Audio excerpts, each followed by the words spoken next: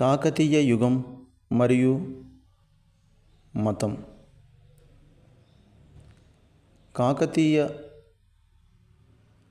కాలంలో జైన మరియు బౌద్ధ మతాలు క్షీణించాయి. కాకతీయులు బుద్ధుడిని హిందూ మతంలోని విష్ణు దశావతారాల్లో 9వ అవతారంగా భావించారు. అనేక మత ఉద్యమాలు వచ్చాయి. అందులో ముఖ్యమైనది లింగాయత్ లేదా వీరశైవ మతం.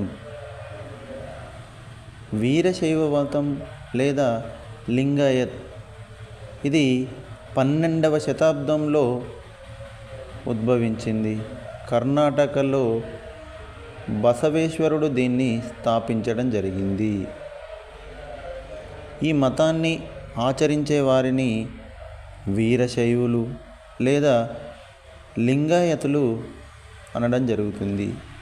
ఈ మతం యొక్క ముఖ్య ఉద్దేశం కుల వ్యవస్థను వ్యతిరేకించడం, శివుడి ముందు అందరూ సమానులే అనే భావన, ముఖ్యంగా బ్రాహ్మణుల ఆధిపత్యాన్ని ప్రశ్నించారు.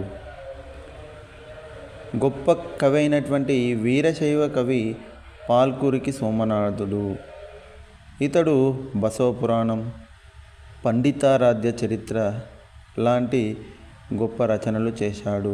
ఇతని రచనలో ముఖ్యంగా వీరశైవ మత ప్రచారానికి గురించి ఉండడం జరిగింది. అంతేకాకుండా కాకతీయుల నాటి సామాజిక పరిస్థితులను, మతాచారాలను పాల్కురికి సోమనాథుడు రచించిన రచనల ద్వారా మనము తెలుసుకోవచ్చు.